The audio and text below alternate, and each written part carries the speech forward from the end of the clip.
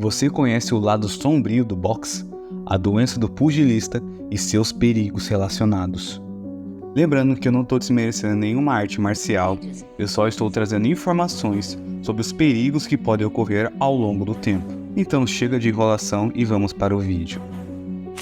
A história do boxe. O boxe é um dos esportes mais antigos do mundo, com registros que remontam à Grécia Antiga.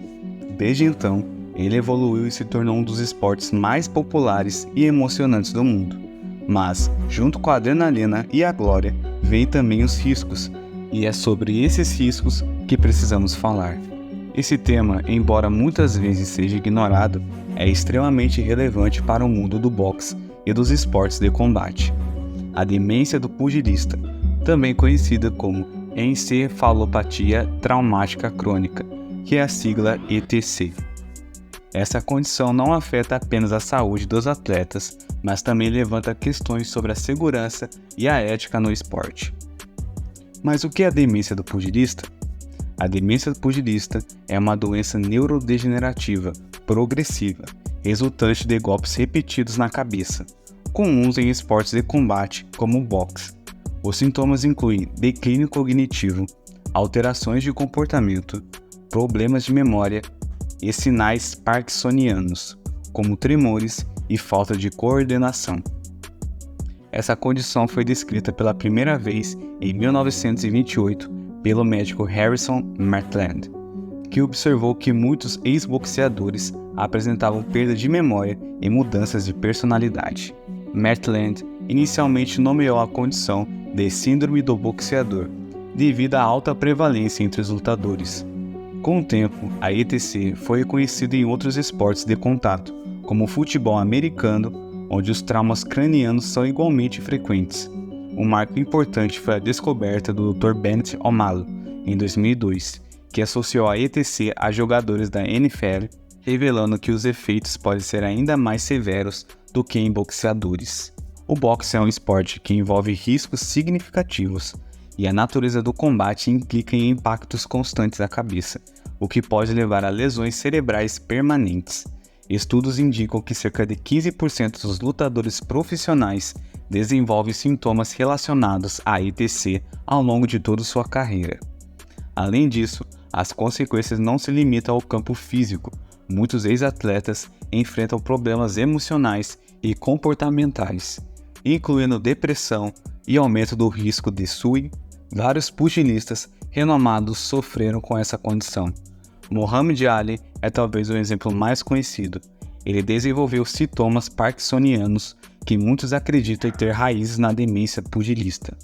Outros lutadores como Eddie Joffrey e Maguila também enfrentaram sérios problemas de saúde relacionados à ETC. Essas histórias não são apenas trágicas, elas servem como um alerta sobre os perigos associados ao boxe, a ciência por trás da doença. A ETC é caracterizada por alterações neuroanatômicas específicas no cérebro. Exames mostram redução no tamanho do hipocampo e outras anomalias cerebrais que indicam danos permanentes.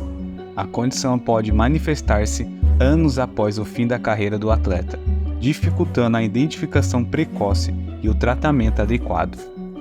Alguns atletas dizem que por conta do sparring, que é mais constante que as próprias lutas oficiais em si, pode ser um fator predominante nessa causa de doença, por conta do longo período que ocorre o sparring, além das próprias lutas oficiais em si. O que o cara fica louco mesmo é dentro da academia, porque o treinamento na academia é muito pesado, você tem variedades de golpes muito maiores que a luta. Tipo assim, em um round, vamos supor que em um round você dá 30 golpes. Na luta você dá 100, 200 golpes na academia, no treino, entendeu? Porque você tá com capacete, você tá com as luvas maiores, não tem aquela preocupação de ser nocauteado, aquela coisa toda, então a porrada na academia é muito maior. Nos últimos anos, várias medidas foram implementadas para tentar reduzir os riscos no boxe. Isso inclui o uso de capacete durante os treinos, regras mais rígidas sobre golpes na cabeça e intervalos maiores entre as lutas.